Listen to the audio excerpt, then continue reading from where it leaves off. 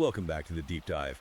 Today we're cracking open a topic that I think is going to resonate with a lot of you, especially if you've been scratching your heads looking at the news or, your HR department and thinking, wait a minute, did the rules of the game just change while I wasn't looking? It is exactly that feeling of dislocation, right? Like you are playing a game where the referee is suddenly making up penalties that didn't even exist 5 minutes ago. Exactly. Yeah. And to help us figure out this new rule book, or rather who burned the old rule book, we are diving deep into a new ebook. It's titled Communist Trojan Horse, Gramsci's Positional War Spreading Woke Mind Virus by Conrad Riker. Right, and it's a heavy one.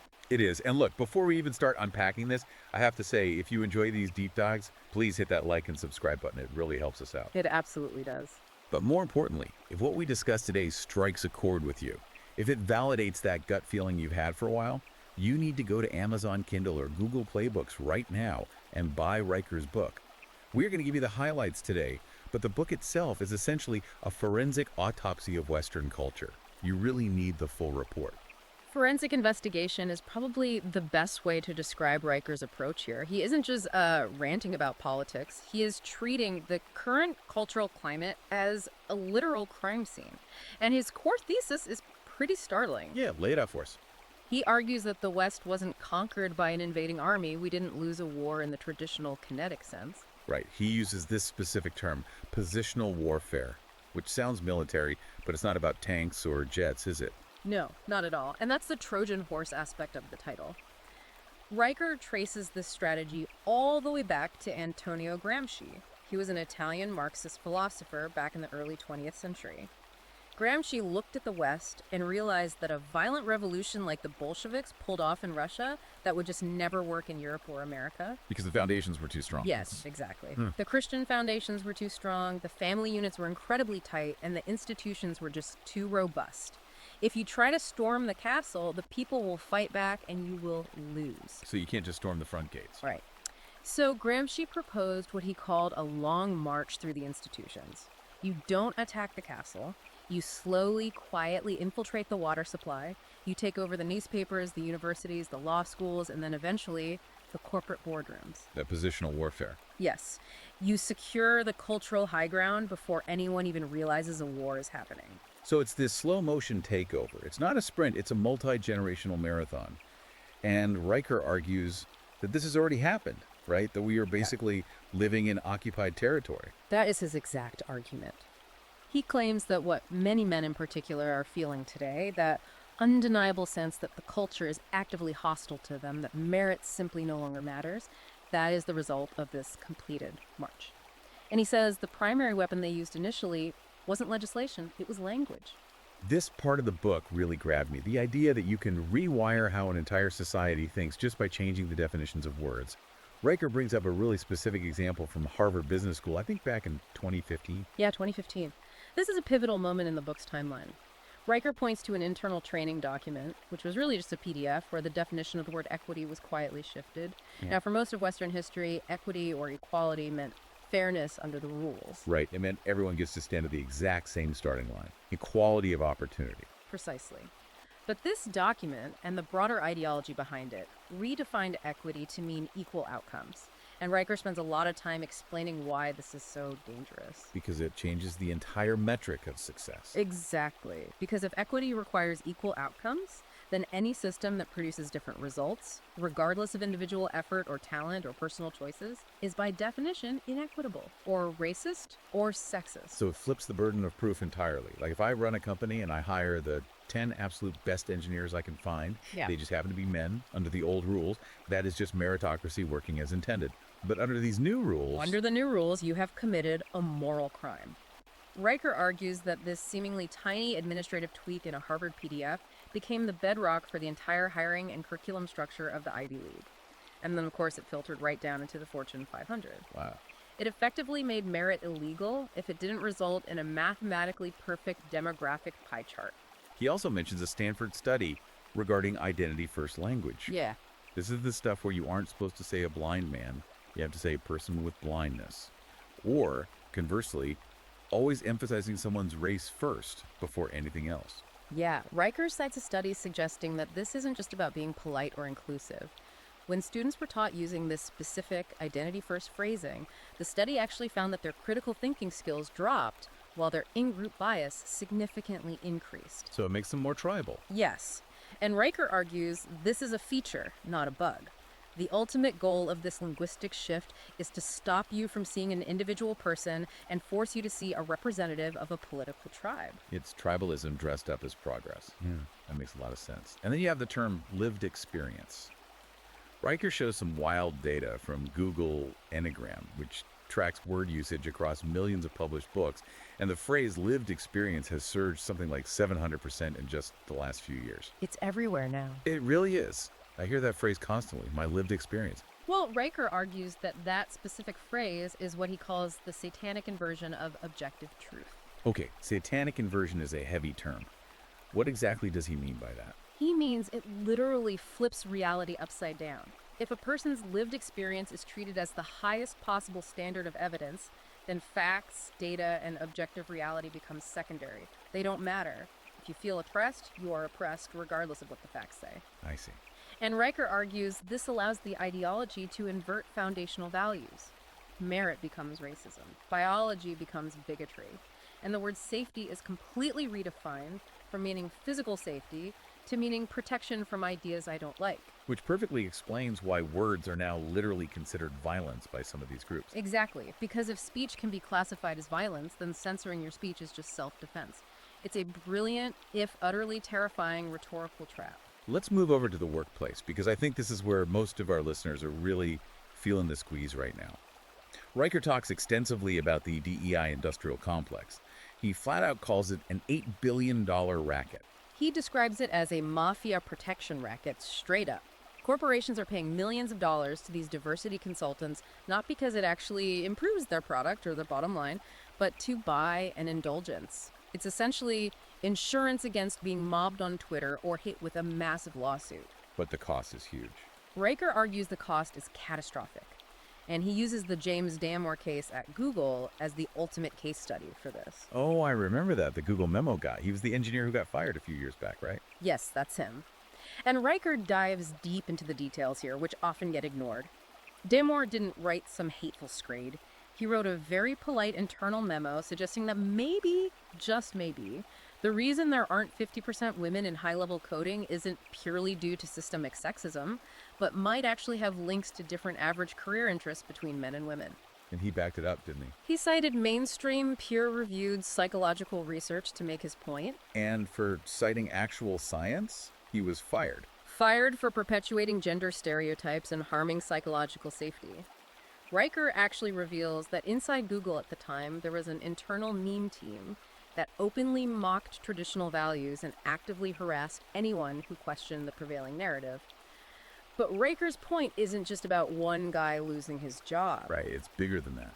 It's about what happens to an organization when you prioritize ideology over competence. Which brings us to the Boeing example, which is frankly terrifying for anyone who flies. It is deeply unsettling. He connects this exact cultural shift to the 737 MAX disasters. Riker argues that Boeing deliberately shifted its culture from being a hardcore engineering-first company to one focused on inclusive leadership and financialization. So they took their eye off the ball. Worse than that, when you signal to your engineers that social compliance and diversity metrics are more important than technical rigor, people naturally stop speaking up. They don't want to be the problematic guy who delays a major product launch over a safety concern. So the plane literally crashes because nobody wanted to offend the HR culture. Mm-hmm. That is insane. Riker argues that in engineering, physics is the ultimate judge. Physics does not care about your corporate diversity score. If the code is bad, gravity wins. He calls it the inevitable, fatal result of the competence crisis. It's institutional rot at the highest level. And speaking of rot, he traces a lot of this directly back to the universities, what he calls the ideological factory. Mm. There is one story in the book about a Yale student that honestly reads like a parody from the Babylon Bee. The struggle session. Yes. A student at Yale was actually sent to mandatory counseling for quote-unquote trauma because a professor read a poem by Langston Hughes out loud that they found objectionable. Over a poem. Riker uses this to illustrate just how incredibly fragile the system has made these young adults. It is a classic Maoist tactic, public shaming and forced confession for minor ideological crimes, but today it's framed in the gentle language of mental health support. And this spills over into the hard sciences, too. Riker brings up the pervasive phrase, trust the science. Which he calls a mandated slogan for blind obedience. He points out the massive irony that trust the science was shouted the loudest by the exact same institutions that actively deny the reality of biological sex. Right, the cognitive dissonance there is wild. Riker argues that if you question modern gender identity theory using basic middle school biology, you are immediately labeled anti-science. So the word science no longer means rigorous inquiry or the scientific method. It simply means agreeing with the consensus of the approved institutional experts. Which naturally leads us to what I think is the most intense and probably the most relevant part of the book for the men listening to this deep dive right now. Riker argues there is a very specific targeted war on men. And he says it's driven by a psychological setup he calls the infant predator schema. Can you break that down for us? This is a fascinating part of the book. It's Riker's psychological profile of the modern left. He argues their entire worldview has shifted to a feral maternal archetype. It divides the human race entirely into two distinct categories. First, you have the infants. Who are the infants in this scenario? These are the designated victim groups: women, ethnic minorities, the LGBTQ community.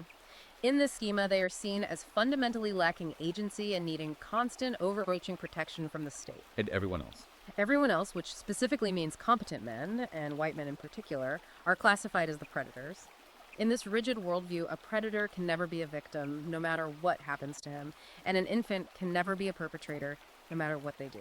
Man, that explains so much about the mainstream news coverage we see every single day. Riker says it perfectly explains the glaring double standards in the media, and he applies this specifically to the legal system and the family courts, which is where it gets really dark.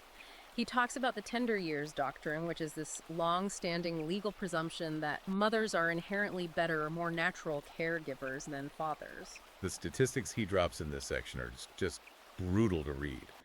He notes that divorced men are 3.5 times more likely to commit suicide than divorced women. That is a staggering human cost. It is a massive crisis that nobody talks about, and Riker argues it is entirely because the system is explicitly designed to strip men of their purpose, their assets, and their children. He tells this one story of a man in Minnesota, and this one is genuinely hard to believe, but he pulls it straight from the official court records. The thermostat guy. Yes, this man lost access to his own children under a legal charge of coercive control. And what was the actual coercion? I want the listeners to hear this. He adjusted the thermostat in his own house. You have got to be kidding me. I'm not. The court framed his control over the home environment, specifically turning down the heat to save money, as a literal form of domestic abuse. Riker uses this insane case to show how the definition of abuse has been radically expanded to criminalize normal, everyday domestic friction. But it only goes in one direction. It is a thoroughly weaponized legal system. And it starts way before marriage or divorce. It starts incredibly early. It's not just divorced dads taking the hit, it's little boys in elementary school. The book discusses the feminization of culture in the classroom. Right. He argues that the modern education system has completely pathologized normal boyhood. Natural male traits like stoicism, risk-taking, competitiveness, and rough-and-tumble play are now clinically labeled as toxic masculinity. He cites that case in Canada, right? Yes, a case where a 6-year-old boy was suspended from school. And his crime, he drew a picture of a soldier shooting a monster. A 6-year-old drew a soldier shooting a monster. That is literally what every single boy has drawn in his notebook for the last 100 years. It's a classic good guy versus bad guy scenario. Exactly. But the school administration framed it as glorifying violence. Riker argues that the completely natural instinct of a young boy to be a protector, to want to fight the monsters, is being systematically crushed out of them. The system is actively trying to medicate and shame boys into acting exactly like compliant girls. And the result is that these boys grow up and they are just opting out of the system entirely. Yes, look at the data. Male university enrollment is absolutely plummeting. It's down to something like 40% in many major institutions. Riker asks a very simple question. If you know the game is rigged against you and the referees openly hate you, why on earth would you play? It makes total sense. You just walk away. Now, we have to touch on the biological lie chapter before we wrap up. Riker goes deep into the medical transition of kids, which is the flashpoint of the culture war right now. He cites the Cass Review from the UK, which listeners should know is a massive, independent, government-commissioned review of youth gender identity services. The review conclusively found that the evidence base for medical transition in minors is incredibly weak. But Riker focuses heavily on the social transition aspect, right? Just changing names and pronouns in the classroom. Yes, because the activists always claim that social transition is just a harmless, neutral pause button. But the Cass review found that 98% of youth who socially transition proceed directly to irreversible medical hormones and surgery. So it's not a pause button at all. It is a pipeline. It's a fast track to the clinic. Exactly. And Riker points to direct government complicity in enforcing this reality. He brings up the Toronto City Council as a prime example. They actually passed official policies replacing the terms mother and father in government forms with the terms birthing parent and non-birthing parent. Non-birthing parent. It seriously sounds like something out of a bleak sci-fi dystopia. Riker frames it as the state deliberately severing the fundamental biological bond. His argument is that if the state has the power to redefine what a mother is, they have the power to redefine reality itself. It is the ultimate flex of absolute power over the individual. But the question I kept asking while reading is, how do they enforce this globally? Yeah. How do you get every major profit-driven corporation to go along with this woke insanity? It all comes back to the money, doesn't it? It always comes back to the money, combined with what Herbert Marcuse called repressive tolerance. Riker brings up Larry Fink and the massive asset management firm BlackRock. The ESG stuff. Right, the mechanism of ESG scores environmental, social, and governance. These are basically social credit scores for corporations. If a company doesn't have the approved DEI training, if their health plan doesn't cover transition surgery, or if they don't hit their arbitrary carbon quotas, BlackRock and the other major asset managers will deliberately de-rank them and pull their investments. They call it capital reallocation. That is the polite corporate term for it. Riker just calls it extortion. The message is simple. You adopt our radical ideology, or we completely cut off your access to global capital. It is a top-down revolution being imposed by an unelected financial elite. So if we look at the board, we've got the schools, the courts, the Fortune 500 corporations, and the language itself all captured. It paints a pretty bleak dystopian picture for the guy just trying to raise his family. But Riker doesn't end the book on a black pill, we are doomed note. Segment 5 is dedicated to reclaiming the West. What is his actual solution? His solution has to start with a fundamental shift in mindset. He calls for a total end to the apology tour. He argues that men, in particular, need to completely stop apologizing for their existence, for their history, and for their inherent nature.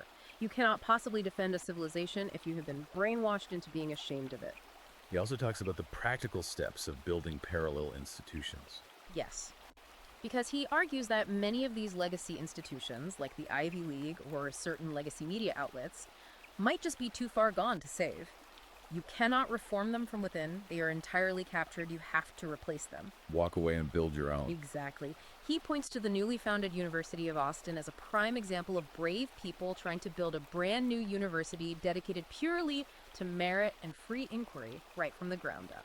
It's essentially the red pill approach. You have to fully unplug from the matrix before you can build something real in the desert. That is the ultimate unifying argument of the book.